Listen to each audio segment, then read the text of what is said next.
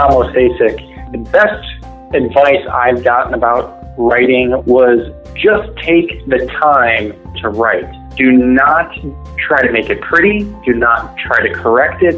Don't care what comes out. Just write and don't overthink it. Just get started writing something. And by the time you're done writing, you'll look back and realize you've communicated the feelings or expressed what was inside of you.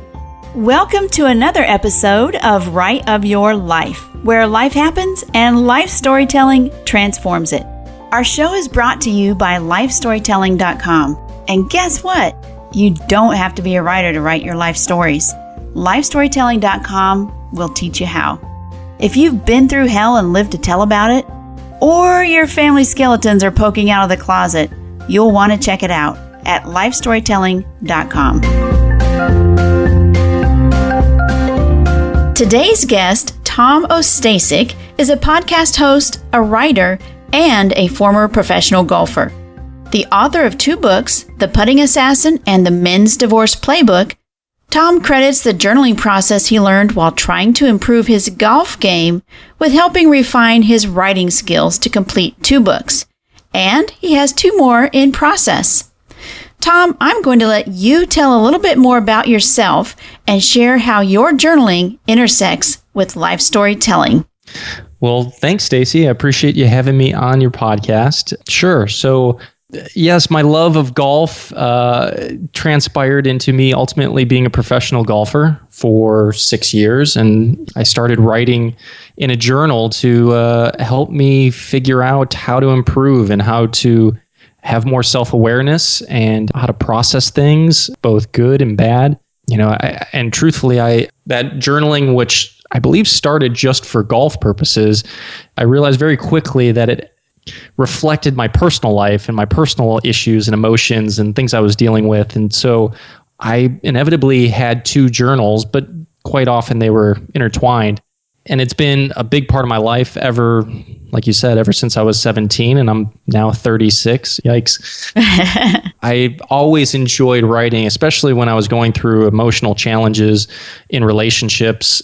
I found, in fact, when I would look back and review some of my journals, typically they were about the negative or the difficult things I guess I could share with other people, but I found it therapeutic to write about and work through on my own and come to clarity and understanding. So it's, like I said, it's something I've done my whole life, and I think it's probably helped refine my writing skills because I've gone on in this last year to write a couple of books.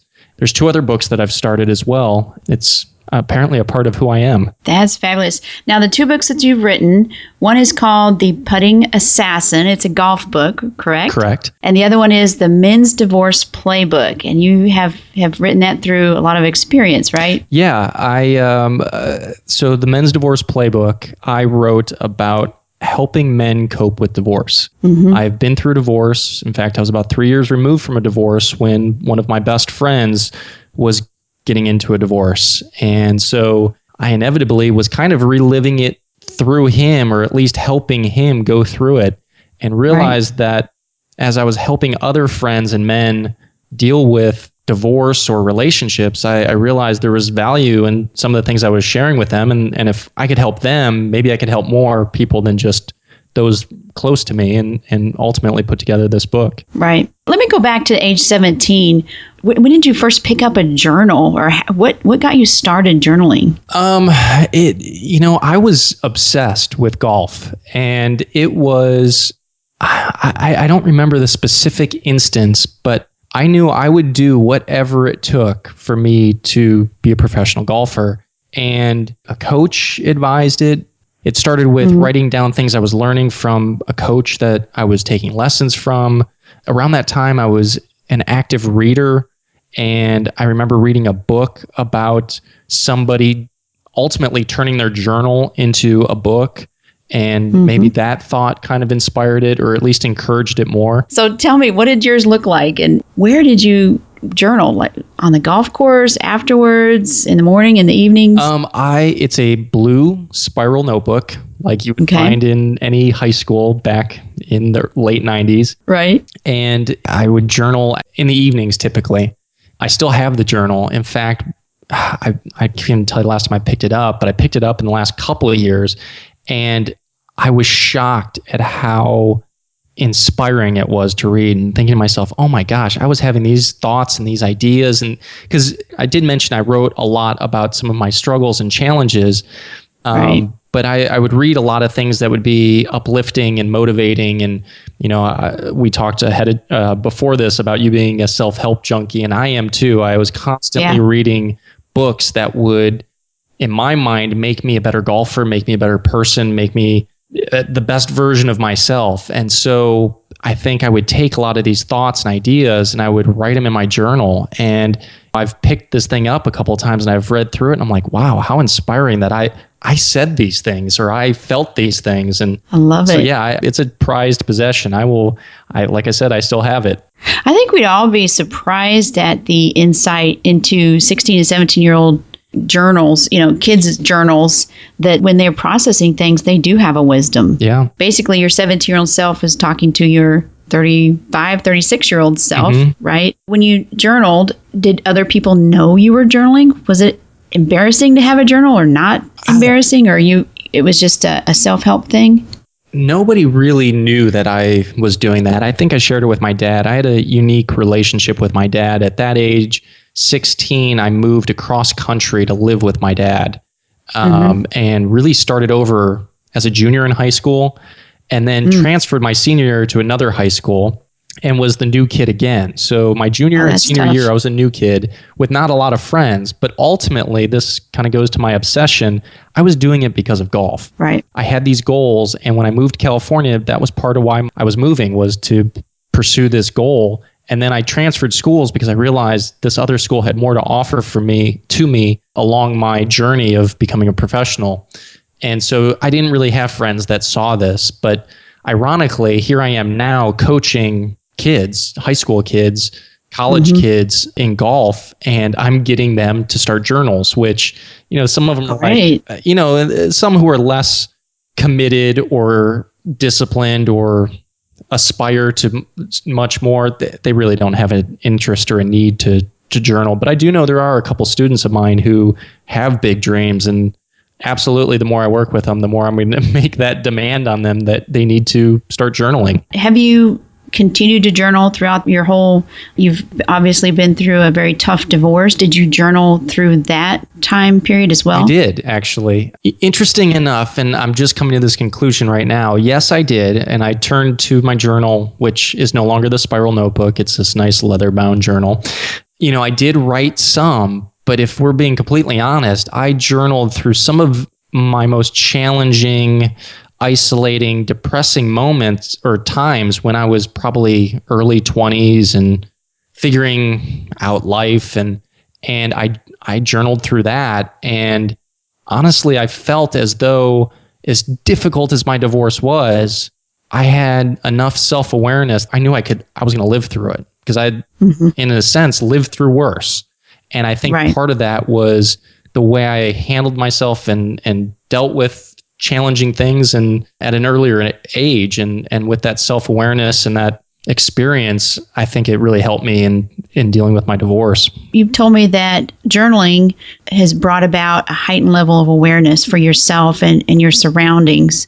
Tell me a little bit about that. How does that do that for you? Well, I'm somebody who thinks a lot, and it's probably, in some ways, that sounds, oh, well, good, he's very thoughtful. Well, no, I overthink and sometimes get stuck.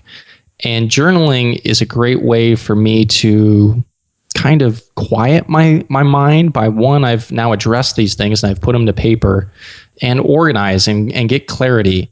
And so that helps my self-awareness. If I realize, oh my gosh, I'm stuck in this rut and I'm starting to talk about it and I'm starting to work it out. Otherwise, it's like a hamster in my head just spinning around. I'm not really getting anywhere, but through writing in a journal, I can see things in a slightly different perspective. Now that it's out on paper, it's expressed outwardly. It's like listening to yourself talk almost. Right.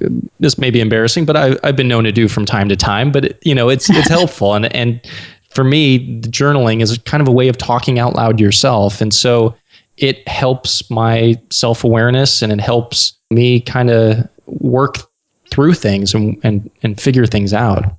And it's not necessarily that everything you write is absolutely all who you are. You're just processing some of those things, right? Oh, yeah. Putting them on for size and trying it out. Like, sure. Do I feel angry, or, I'm an angry person? No, I'm just writing this out. Yeah.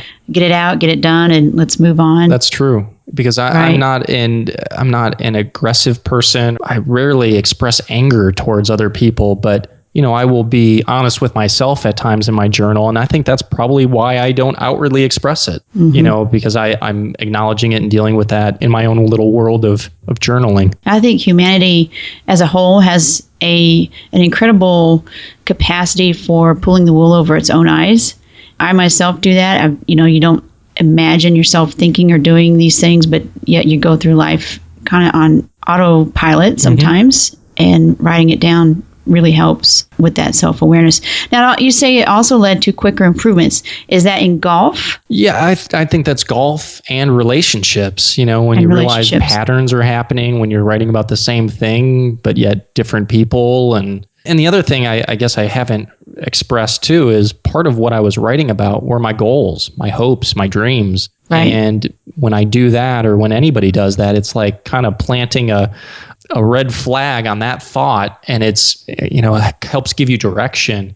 And I'm writing that down and seeing that there's power in that, there's momentum in that, and that was something that I did regularly, which unfortunately I don't think a lot of people do. So tell me, when you journal today, where are you at? Is it still a private thing at the end of the day, or? Well, that's a good question. I don't do it quite as regularly as I did when I felt like my life was more in turmoil. Like I said, I went to it when it was a struggle. In fact, I spent probably a month trying this. I was getting up early and I was writing in my journal. It was kind of like a gratitude journal. So I was starting my day writing down the things I was grateful for yesterday, the things I'm grateful for today, the things that made yesterday amazing, the things that I could do today to make today amazing. That was a neat practice. I enjoyed that. It's kind of a discipline thing too, of going through that effort. Putting things in your own handwriting I've come to this conclusion, a different level of your mind, your body, like kind of reacts differently to your actual handwriting. In fact, this may be along similar lines, but I've also taking a dry erase marker and writing on a mirror some of my goals. And that, to me, it's powerful to see my own handwriting, but then I'm also looking myself in the eye as I'm writing down the things I'm going to do or want to accomplish. And so I think there's a tremendous value in seeing your own handwriting, kind of taking it one step further and doing it in a mirror. So you have to look yourself in the eye, kind of a thing, like, okay, I'm, it just another level of it sinking in. But on another note, I do write. It's not journaling per se, but it's in the sense of wanting to share with others. Like the books I've written, I've started a couple others, and they've been very personal books. One is I've started on co-parenting. I'm super grateful for the relationship I have with my ex-wife in the sense of how well we co-parent. And I've had a number of people tell me you should write a book. And by about the 10th time I heard it, I was like, you know what? I've started writing. I should write a book. So I've been writing about that. Well, I haven't written lately about that, but I'm also writing a book to help inspire others and kind of, ultimately, I love to inspire others. I have a name for it and I have an idea, but it's really just getting started. And the name of the book that I have for it is called Pushing Off from the Bottom. And ultimately, it's about some of the struggles in my life and other people's lives of where when life looks like it's the worst and the most challenging, you get through it and you look back and and for me, I've been thankful for those times because it's brought about the most growth, the most clarity, and I'm the person I am today because of those scenarios. So that's kind of the inspiration for the book. So in a way, it kind of is like journaling, but for me, it's actually typing out to share with somebody else. Right. I know that you recommend journaling, and you are a mental performance coach to lots of folks in golf, in sports, and life. But a lot of people don't really consider themselves, or they struggle to consider themselves as a writer, or haven't thought very much about writing about their lives at all. What advice would you give them? Well, advice about writing about your life or whatever you're experiencing, whether it's journaling, tell yourself, no one's going to read this. I can just write whatever I want and just get started writing. And it might not be about anything. It might just be about, oh, I've got soccer practice this afternoon, or I got to pick up the kids from school, and just start the process. Right. And commit to it for a certain amount of time. Like, okay, I'm going to spend my mornings, I'm going to give it 15, 20 minutes, and I'm going to write what I'm grateful for, or just pick something and commit to it. Probably some of the best advice I got about writing was just commit to, I'm going to sit down and I'm going to write 2,500 words in a day or in this sitting, and not care what I write. It just needs to be written. I'm not going to review it. I'm not going to make sure it sounds good. I'm not going to make sure everything's spelled and my grammar's good. No, none of that matters. All that matters is getting out these thoughts, these feelings, whatever it is you're trying to express, without judgment, without critique. And I've heard of people taking off the backspace key out of their keyboard just so you can't go back. And so the first day I practiced that, I think my father sent me an article about, goals, or now that you're a writer, here's, how you avoid writer's block, or whatever it was. And I just remember them saying, just decide you're going to write 2,500 words today. And I remember another buddy telling me about this, don't worry about making it pretty. And those two things I applied, and I was shocked. I looked up and I'd written 3,500 words. And I'm like, oh, well, that wasn't that bad. And then I went back and I read it. Yeah, it was a little bit, it needed some work. But I realized ultimately it was like inspired thought. And I was like, ooh, there's something to this. And I did it again the next day. And my best advice would just be, don't be critical of what you're doing. Just commit to doing it, and commit to the time, and just write. Right. Just committing to anything like that is the first step. And even if it's just 5 minutes. Sure. There's actually studies done that if you just start that without the judgment, that's the hard part, without the judgment, after a while, the really good stuff starts coming out. The really important things. Your brain gets all those, hey, I don't know what I'm writing about. I don't know why I'm writing. You can even write that out, or if you're typing, type that out. After all of that junk is left and you're still writing, that's really the good stuff. Yeah, I agree with that. Well, what's one thing that you are really excited about in your writing or your business right now? You can find me on Twitter, Instagram. It's basically just my name, Tom Ostasic. And that's Ostasik. Correct. We'll also have those links in the show notes. If you're interested in any of my books, we talked about the Men's Divorce Playbook. You can go to themensdivorceplaybook.com. The other book I wrote, The Putting Assassin, was the first book I wrote. And basically it was to see if I could write a book. And it was something I know a lot about, being a professional golfer. And you can find it on Kindle. But ultimately, it was me proving to myself I can make my own book, and right. It was fun to write, and I've gotten some good feedback from that. So if you're a golfer out there, it's basically a fun golf psychology book. And that's Putting Assassin. Both those books, The Putting Assassin and The Men's Divorce Playbook, those are on Amazon? Yeah, they're on Amazon Kindle. If you're not a Kindle user, the Men's Divorce Playbook you can get from the website in the form of an ebook. And that's mensdivorceplaybook.com. Correct. And then I've got pages set up for that community as well on Facebook and Twitter. Excellent. And we'll put all of those in our show notes so you can have access to those. And Tom, thank you so much. I appreciate you spending time with us today and talking about journaling and how that's helped you in both the professional life and your personal life as well. And I'm really excited to share your information with our listeners. Well, thanks, Stacey. Appreciate you having me on, and look forward to talking to you again soon. Great information from Tom Ostasic. At the end of each episode, I peek into the Life Story Toolkit and share information on one particular tool that you might consider using if you're writing or would like to start writing about your life. The Life Story Toolkit is sponsored by lifestorytelling.com, where you can find your life theme, discover where to start writing, and craft your life into a compelling story. This episode's Life Story Toolkit features a software tool called Keep Writing. This software is at keepwriting.boxjar.com, and we'll put the links in the show notes. It's a word processor that works like an old school typewriter. It doesn't let you delete. If you really have to, you can type over mistakes just like a real typewriter. The idea is that this will let you focus on productivity instead of endless polishing and on reaching your word count goals.